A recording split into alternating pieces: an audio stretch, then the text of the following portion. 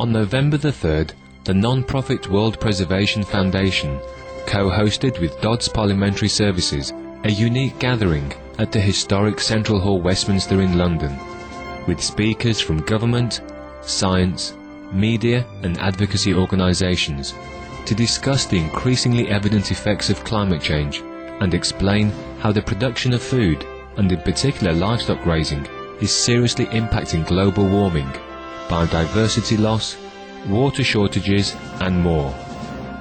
Leaders Preserving Our Future, Pace and Priorities on Climate Change was attended by experts and dignitaries such as the Duchess of Norfolk, High Commissioner for Antigua and Barbuda, Dr. Carl Roberts, Dr. Esther van der Voort, a representative from the United Nations Environment Programme, and the ambassadors of such countries as Russia, Bolivia, Nepal and others. The highlight of the afternoon was the presence of Supreme Master Ching Hai, who delivered a message via video on solving the large environmental crisis of concern in the meeting, as well as urging leaders and co-citizens alike to make courageous, earth-saving changes.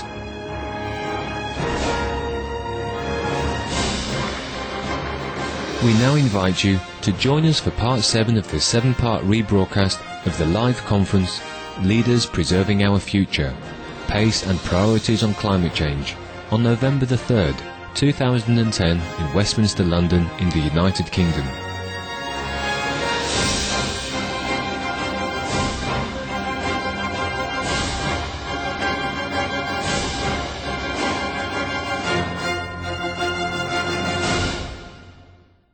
The challenge of change on a global level can be great, but the benefits do not only provide great motivation, but also to the answer to many of the crises facing us. Our next speaker, Dr. Patrick Brown, is a professor of biochemistry at the Stanford University School of Medicine in California, USA. He's received numerous awards, including the American Cancer Society's Medal of Honor, and is elected member of the United States National Academy of Sciences and its Institute of Medicine. So please put your hands together for Patrick Brown.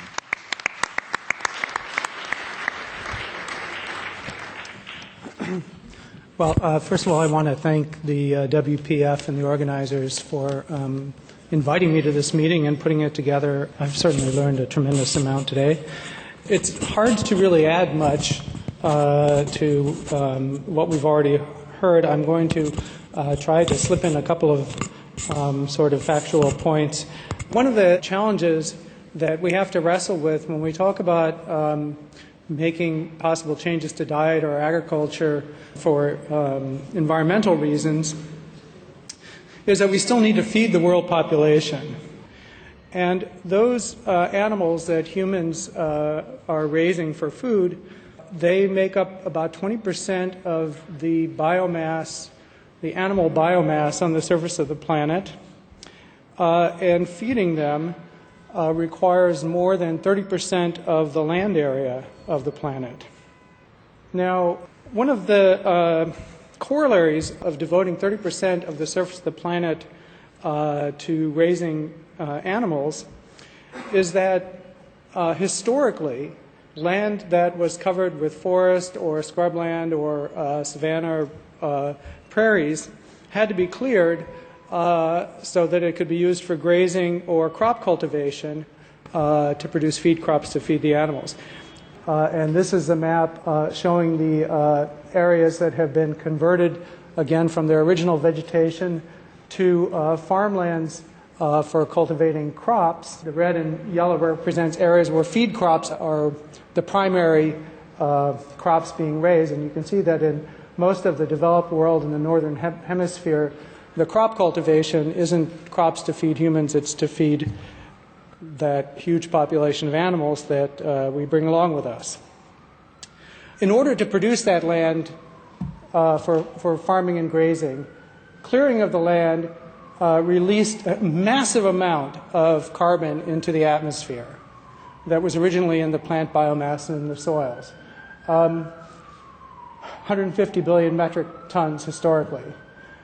Each year, as of this year, we produce about 9 billion metric tons of carbon released into the atmosphere by burning fossil fuels. So Basically, if you do the math, simple math, the historical land use change amounts to the greenhouse gas equivalent of 17 years' worth of fossil fuel emissions.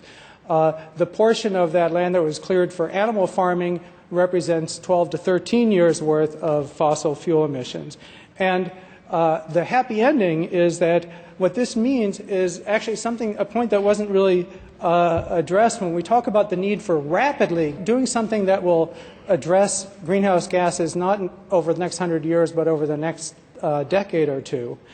This provides a means for very rapid actual reduction of carbon dioxide in the atmosphere.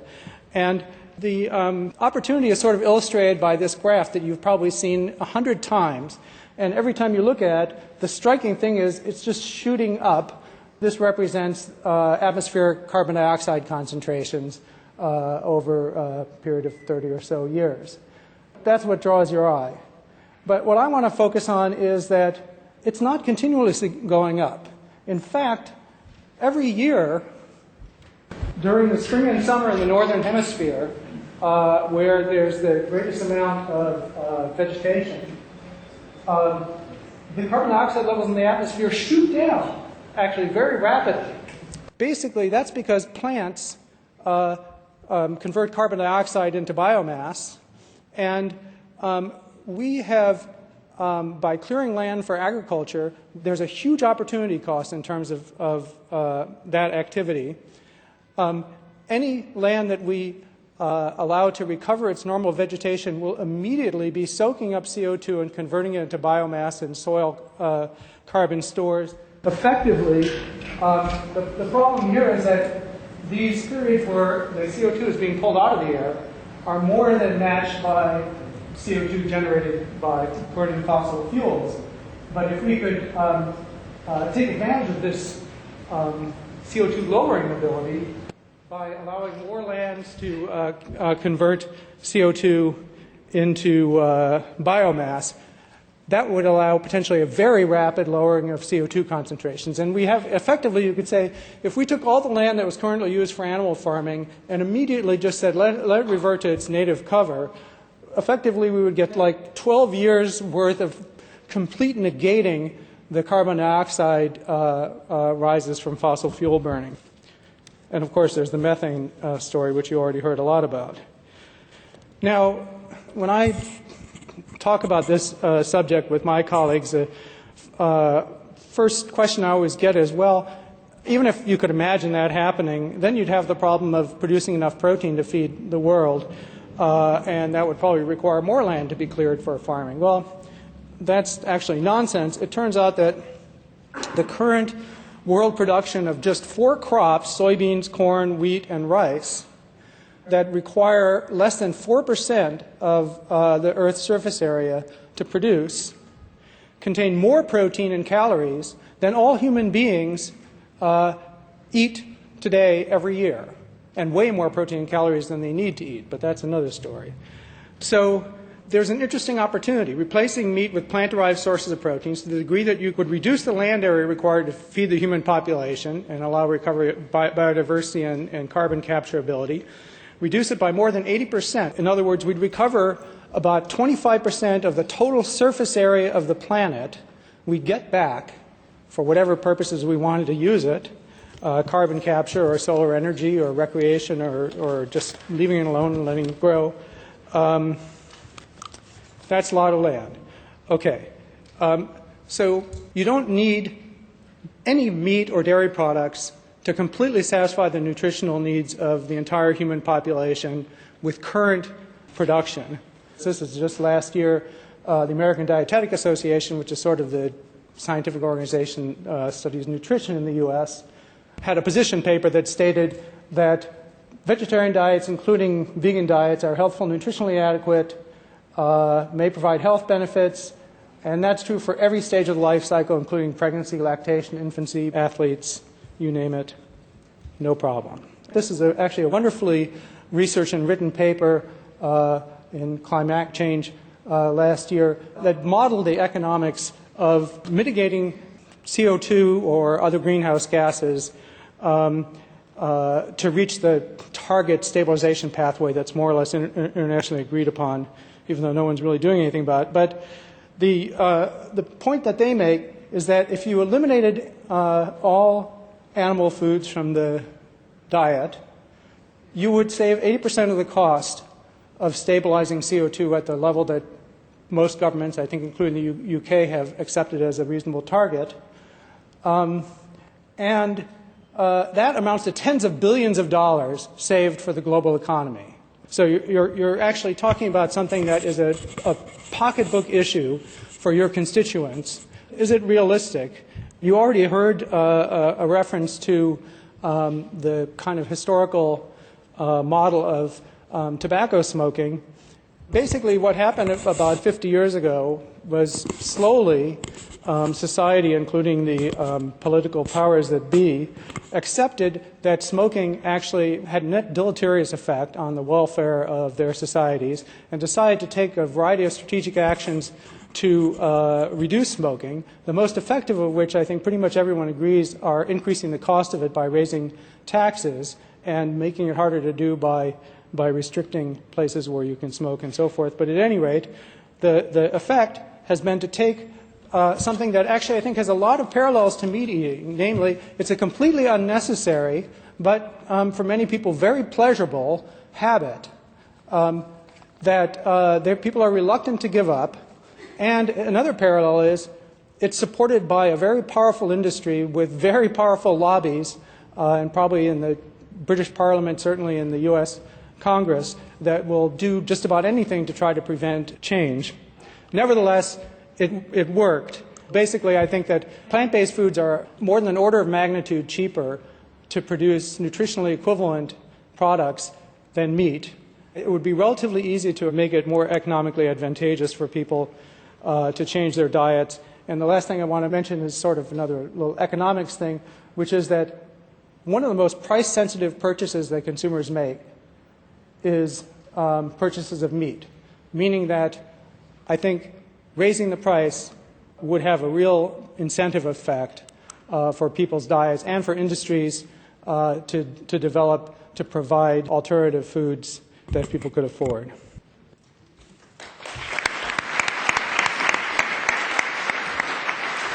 Our next speaker is Anthony Cleanthus. What are some of the practical steps we can take to bring about sustainable consumption, and how can governments and industry facilitate this? Anthony Cleanthus is a senior policy advisor on sustainable business and economics at the WWF. He is founder of the sustainability consultancy Here Tomorrow and a registered advisor to the UK government's Foreign and Commonwealth Office. Please put your hands together.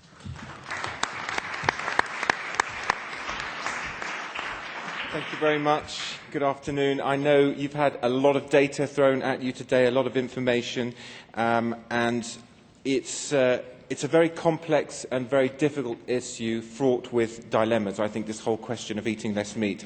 And as a meat lover myself, I do recognise that it's a very hard thing to countenance, this idea that we all need to change our diets. But we do. It's very important that we eat less meat. And I'm going to begin with just a couple of charts going right back up to the top and explaining why we need to take a systemic view on this, not just to look at the way that we produce what we consume, but to ask ourselves, are we consuming the right things, and are we handling the things that we consume in the right kind of way, and what do we need to do to change? So I'll move on to talk a little bit about what the impacts of foods consumption are, if you haven't heard enough of that already. And finally, to talk about some of the responses and priorities that I believe we as a society should be placing, and what we can expect from our politicians. I think the problem here is that our consumption of food, of fossil fuels, of many of the things that we consider essential for daily life is actually eating up our own planet. If this room were full of bankers, I'd be talking about principles and loans, and everybody has savings. What we are doing is we are spending our savings. We are not living off the interest that those savings accrue. And if you look at this chart here, WWF produces every year something called the Living Planet Report, and there are two really key charts in there. The first one shows our global ecological footprint. So this is a measure, if you divided up everything that we consume and allocated a parcel of land to it, how much land or other resources like atmosphere would be required. And that little dotted line that you see running along the middle there, that represents one Earth. So in 1961, we were consuming about 60% of all of the resources that the Earth can renew within a single year. Now, come the middle of September, we've already used up all of the resources that the planet can provide to us in 1 year. So we're 50% above sustainability at a planetary level. And, of course, closely linked to that, we are in the midst of one of the great mass extinctions this planet has ever known. We have lost 30% of the biodiversity on this planet in just 40 years. And in the tropics, we're talking about 60% declines in biodiversity. That is completely uncountenanceable, if that's a word. I mean, that just cannot continue. If it does, we won't have anything to eat and we won't have anything to fuel our economy. Food is one of the three greatest impacts on our environment. This chart shows the share of food and other areas of consumption in terms of our global ecological footprint. And housing's a big one, slightly bigger than food, according to this chart. Transport is smaller. Food is the second, some say the most demanding product, ecologically speaking, that we produce. 23% of our global ecological footprint, and by the way, about the same amount of our greenhouse gas footprint. In fact, if you look at the UK's emissions related to what we consume, not just what we produce locally, but what we import from abroad, and you take into account the land use change, clearing of forests, for example, to support the meat and other products that we eat, that figure goes up from 20% of carbon emissions to 30% of carbon emissions. And within the food chain, all the way from primary production all the way through to consumption, agriculture accounts for 40% of those impacts. Which doesn't mean that we should just focus on production, by the way, because what we consume multiplies each one of those impacts. And as we've heard today, meat and dairy really are the primary concern here. They account for 60 to 80% of direct agricultural impacts, around 3/4 of all the land use change in the world. We've heard about 1 kilogram of beef taking up so much water and so much more carbon dioxide than plant-based materials. It takes up a lot more land as well because you have to spread the cows out and the other animals out. And 80% of the world's soya is consumed by animals. Now, what does this mean, practically speaking, on the ground? It means that biodiverse habitats like this, the Cerrado do Brasil, which contains 5% of the world's biodiversity, is being turned quite rapidly into landscapes that look like this.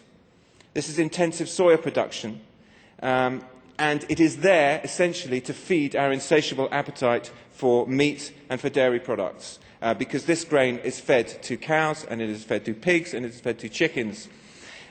So we are responsible for taking up about 400 square metres of this land ourselves every year. This is the Cerrado as it was a few decades ago only. And this is what it looks like today. And we're still talking about 5% of the world's biodiversity. So imagine the destruction that we have wrought up until now. We have to stop that destruction. And we have to ask ourselves, are the diets that we aspire to and have become used to eating in rich industrialized nations like our own the way forward? This is a typical American family, what they consume within a week. It is absolutely loaded with processed foods and with meats. Now, I don't personally subscribe to the view that the reason poor people start eating more meat when they get rich is because they want to be like Americans or like British. I just think, it's a luxury part of every culture. When you get rich, it's a status symbol, it's something you consider very special. You eat more of it. Of course you do. And as the world gets richer, as we grow our population to 9 billion people, and as average incomes set to rise, our impact is going to rise accordingly. If we do move towards these high meat diets like we have in the West, if the whole of the world does that, we're going to need more like 3 planets to support us, rather than the 1.5 or so that we're currently eating our way through. But if we are prepared to switch to diets more like they have in Malaysia, which is much lower in processed food, in meat and in dairy products, but is still a very healthy diet, we can get ourselves back down more like to 1 planet living. We did a study recently in association with the Food Climate Research Network that actually ran scenarios looking at the different solutions, efficient use of energy, changing the way that we consume, changing production methods, changing the way we generate electricity. And we asked, to what extent could each of these scenarios lead us towards 70% reductions in carbon emissions by 2050, which is what we believe are required? And the fact is you can't lose any of them, really. You've got to do all of them. And consumption, which at the moment really is an unmentionable word across the Atlantic, if not quite so much here, we've got to start thinking about it. So where should we focus our priorities? Well, obviously, we have to eliminate waste. I mean, we waste around 40% of the food that we produce at the moment. That is ridiculous. And by the way, the spoilage of food is one of the reasons why famines occur. I also have been to Ethiopia, and I've seen what happens straight after the harvest. There is an abundance of food. The problem is that a few months down the line, without refrigeration, without decent transport to take that food to market, it's gone, and people begin to starve. We need to eliminate waste completely because we need to mimic nature, and there is no waste in nature. Secondly, we have got to reduce our meat and dairy consumption. And in particular, we need to avoid processed meats, which are much worse for the environment and much worse for health. And we need to eat locally in season fruits and vegetables, far greater proportion of those in our diets. Reducing meat and dairy consumption, particularly intensively produced, imported and processed meats. Consumers need to have the right products available to them on the supermarket shelves. They need to be responsibly produced. They need to be clearly labelled. They need to be appropriately priced. And by appropriately priced, I mean the true cost of producing these foods should be reflected in the end price. They need guidance on how to choose it, buy it, store it, cooking it. Up to half of the carbon emissions go in cooking the food. And we need some political leadership. We have to vote in politicians who are prepared to face up to these very obvious and very urgent and very important challenges. So, for example, we need to change dietary advice to the public so that it's not just saying how much protein we need, how much fat we need, but where we should derive this stuff from and what the effects are going to be on the environment. We need to shift the way that we pay our taxes and charge our taxes, away from things like hard work, for example, income tax. Why not shift that onto taxing highly polluting, highly damaging environmental activities? There doesn't need to be a change in the overall tax system. We just need to send the right signals in the right directions. We need to stop subsidising intensive agriculture. It's crazy that a packet of popcorn costs less than an ear of natural corn. Why is that? It's because oil is free. And if producing food is about turning oil into food, which is what it's become, it makes no sense just to allow people to extract oil from the ground and pollute the atmosphere without charging them for it. So we need to shift our subsidies, we need to shift taxes, we need to purchase responsibly. And finally, we need to work with the retailers and the processors all together. We have a process at WWF called Tasting the Future, where we've actually invited people from government. All but one of the big supermarkets are there, big food producers, academics, people from civil society, and we are working together to look at the systemic barriers. What's actually stopping us doing this? And why can't we even talk about it? And now we're talking about it, we're working on solutions, and I very much hope to be standing here in a year or two's time and showing you some of the results of that work. And if it does work, hopefully we can turn this back into this on an ongoing basis. Thank you very much.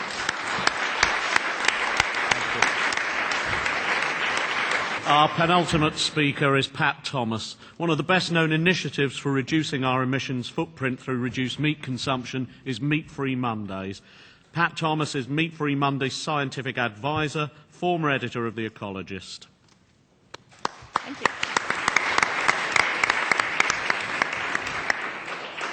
I agree with Anthony. There's been an awful lot of information today.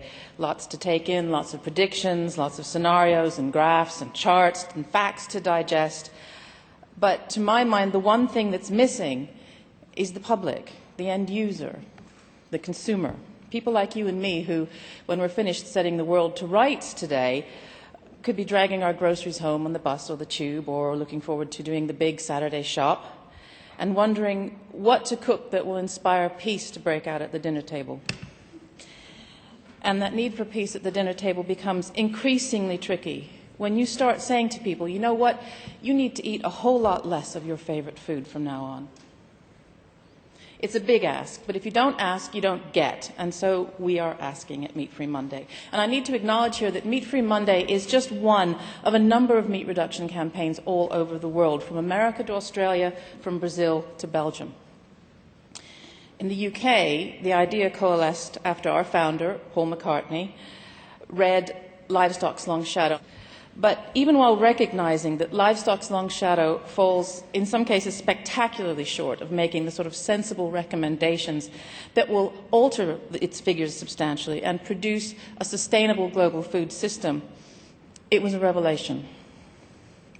Paul's interest and commitment in this area is well established. He is famously a vegetarian. He is an organic farmer. He is a campaigner for animal rights.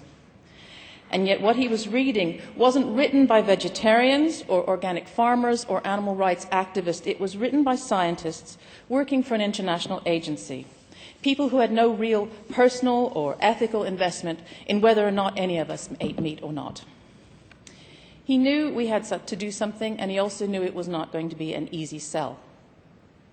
As nations get richer, meat consumption, rather like oil consumption, is seen as a sign of progress and a sign of affluence. It's not unlike owning a big car. Eating a lot of meat sends a cultural message, the finer points of which we barely even question, that say, look how well I'm doing, look how well I can afford to feed my family. But in the last few years, a convergence of research in the fields of environment, climate change, and health has shown that being a meat guzzler is just as unsustainable as being a gas guzzler. And so 18 months ago, Meat Free Monday was born in the UK. Our strategy is simple. We provide information, but we also provide inspiration. We do not browbeat. We do not harangue. We provide support through our various media outlets. We provide amazing recipes for people to try, some of them by very well-known chefs. And in this way, changing your diet becomes as much an act of joyous kitchen experimentation and creativity as it does an act of climate activism. And perhaps most importantly, you don't need to be a vegetarian or a vegan to belong. Meat Free Monday is an inclusive campaign that encourages everyone to weigh the evidence for themselves and to do their bit. And it's working. Our supporter base is growing daily. Our Facebook site is a lively community for sharing thoughts, support and recipes. We've even taken the campaign to a special session at the European Parliament to make a plea for meat reduction to be taken seriously as a policy goal. At its Bavarian headquarters, sports manufacturer Puma offers its 10,000 employees an opportunity to go meat-free on Mondays. Supermarket Ocado promotes our message to its customers via its website. The Hard Rock Cafe now has a special Meat-Free Monday menu. In the U.S., the cities of San Francisco, Washington, D.C., and Baltimore are joining Sao Paulo in Brazil, encouraging people to go meat-free 1 day a week. And many of these people are responding to the climate imperative, but of course there are health benefits too. According to modelling carried out by the British Heart Foundation for Friends of the Earth in the UK, eating meat no more than 2 or 3 times a week would prevent 31,000 premature deaths through heart disease, 9,000 from cancer and 5,000 from stroke in this country. Even former President Bill Clinton has publicly cut meat from his diet in order to improve his health. People who are reducing their meat consumption are making an ethical decision. They're also making a rational decision to protect the future. They are not waiting for the government to act, but this doesn't mean that government is exempt from action.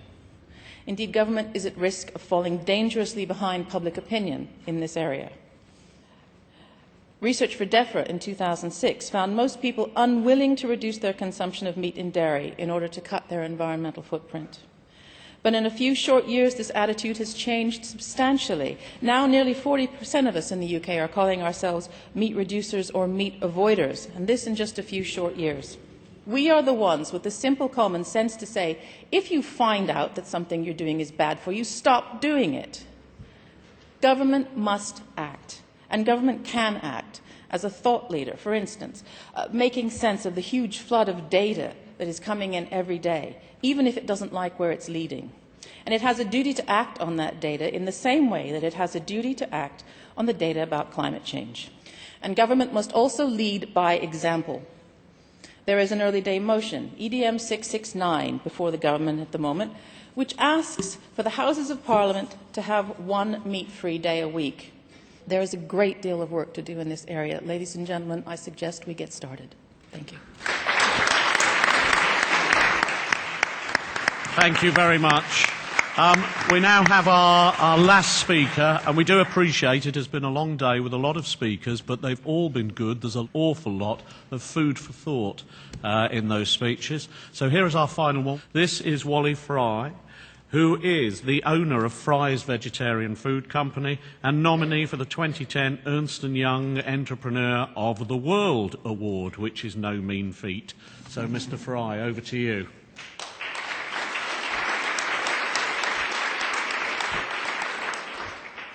Thank you. Good afternoon, everybody. I come to you from a slightly different point of view.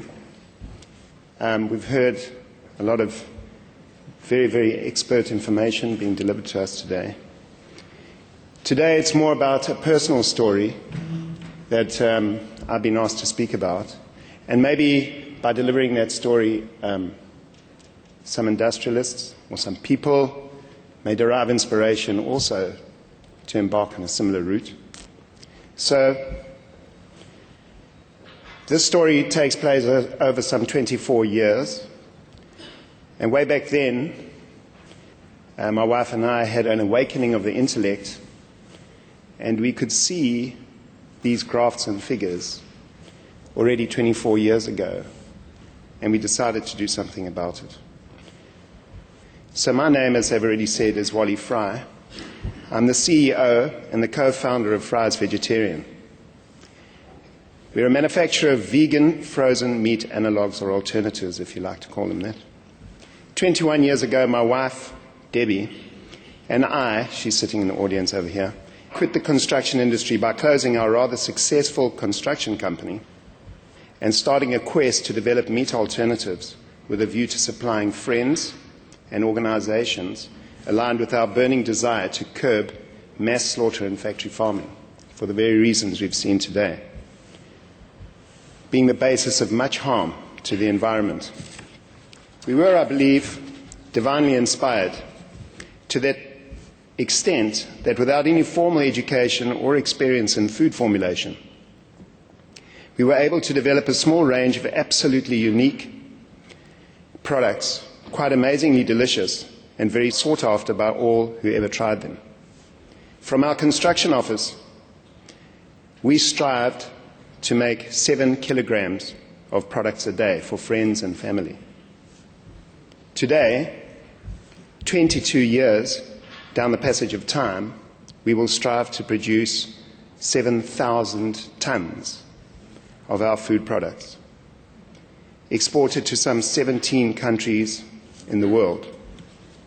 These products, by the way, are sold both in mainstream and in smaller organic-type shops.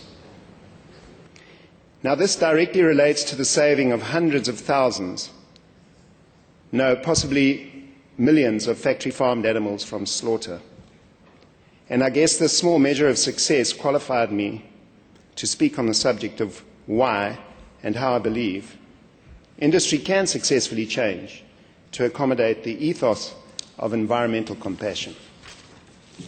Now, from those humble beginnings where Debbie, my partner and my rock, and my wife, and I ran that factory single-handed, weighing ingredients, operating machines, packing products and freezing them, washing up the small factory, and even loading of refrigerated transport. The passion for the moral cause was so strong and the love for what we were doing so huge that great financial and physical hardships were overcome. Today, the whole family, all of whom are vegetarians, by the way, are involved passionately following the same cause. We now employ some 350 staff members, all lovingly producing 15 product lines, which are approved by the vegetarian and vegan societies of the United Kingdom. They are approved kosher parev, which means it contains no milk and no meat. They're approved halal. They're approved Suddha, which is an approval by the Hindu Association, meaning pure, containing no flesh. And not only is it approved by all of the above, but it is produced from 100% GM-free crops. We make absolutely sure of this. It contains no added preservatives or artificial colorants.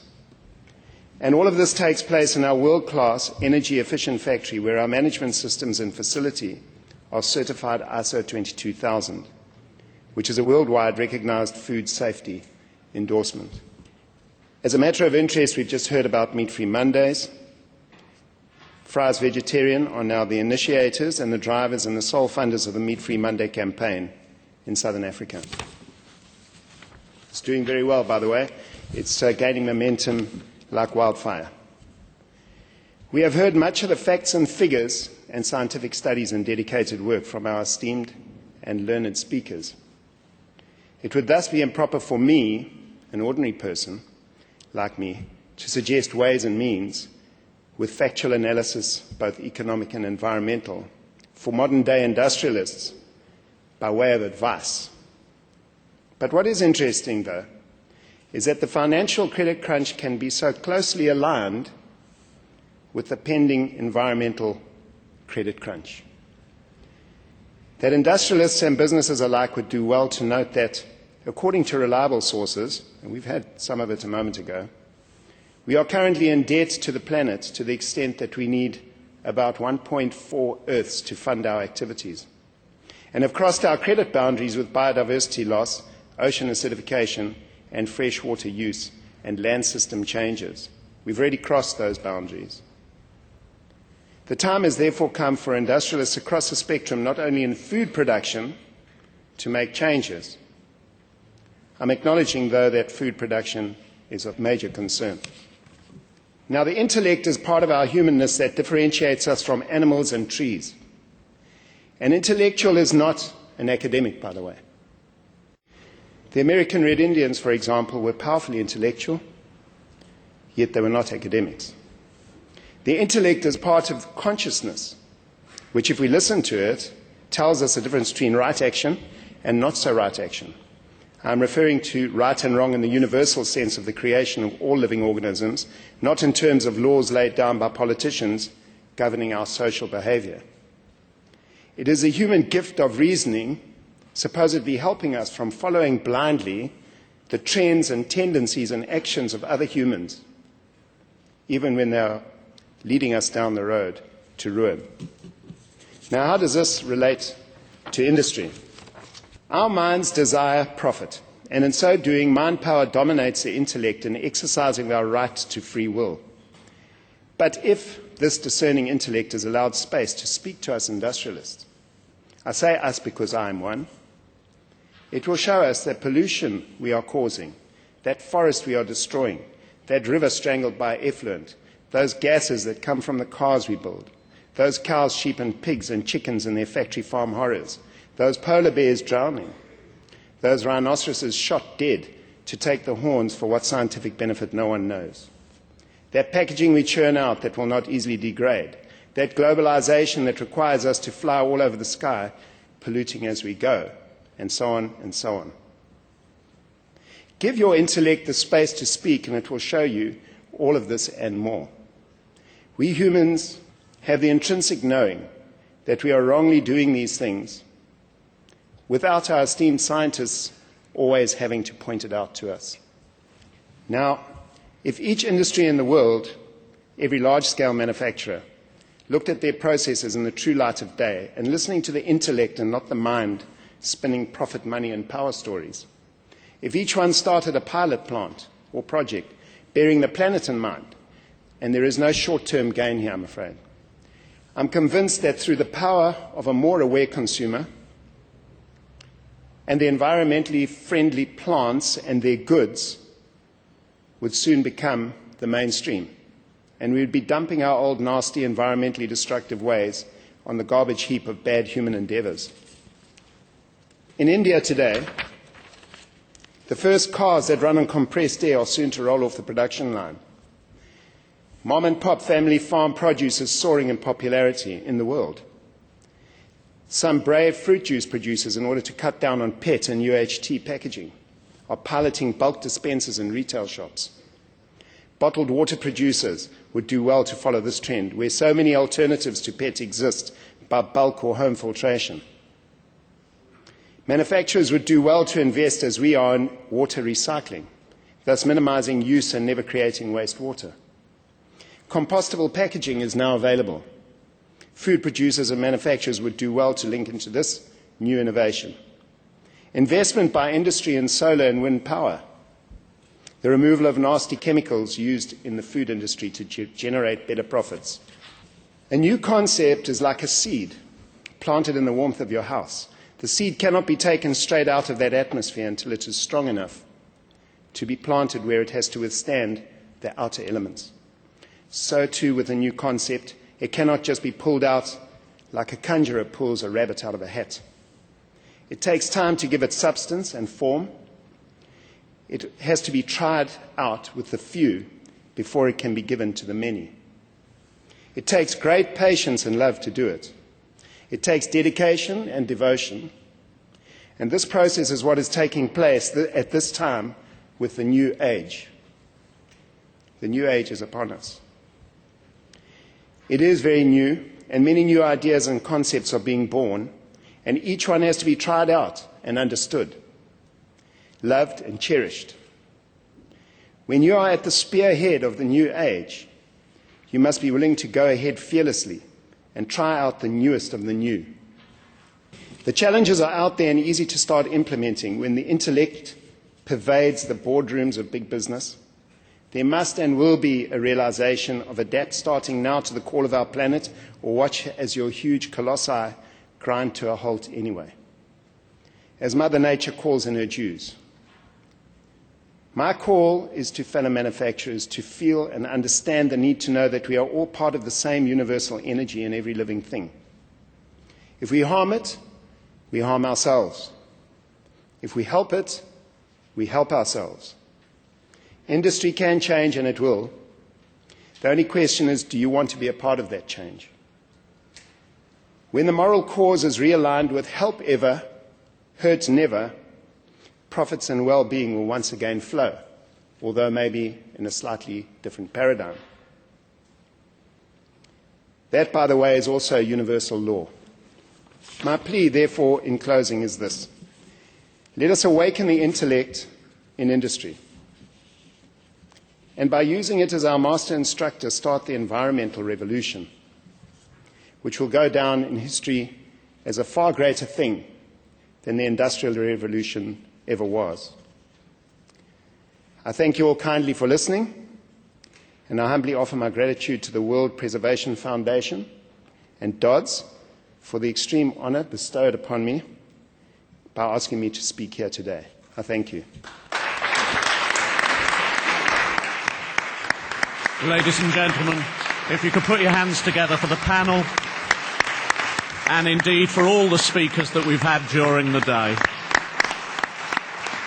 In just summing up, I mean, this has been about a viable near-term solution to climate change, and having chaired a number of conferences on climate change, it's actually beautiful to realise that there are actions you can take today that will have immediate effect if we decide that is something that we want to do. And of course it's all about us as individuals. It's our choice and our chance to do something. It's then how we communicate and how we pass that message on. I'd like to thank the World Preservation Foundation and DODS for the day. I think it's been absolutely marvellous. I mean, a number of wonderful speakers, a lot of information for us all to take in, and it was in bite-sized chunks. Again, on behalf of the organisers, a very big thank you to all of our speakers and to you for being being such a understanding, knowledgeable and generous audience. Thank you.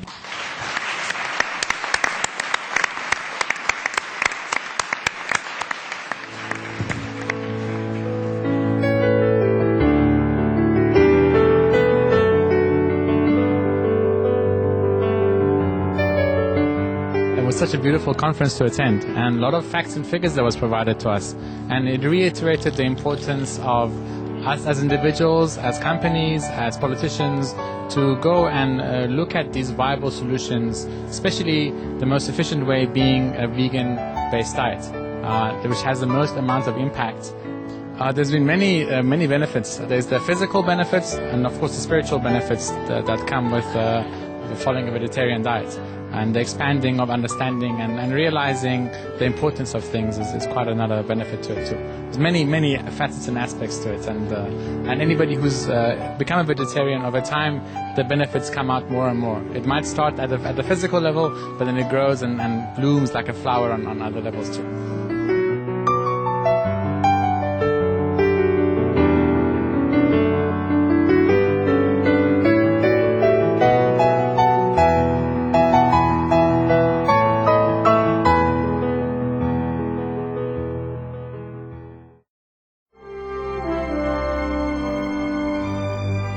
Thank you for joining us for today's episode of Words of Wisdom. Golden Age Technology is up next, right after noteworthy news. Please stay tuned to Supreme Master Television. With heaven's blessings, may all coexist in joyous harmony and creativity. For more details, please visit www.suprememastertv.com/WOW.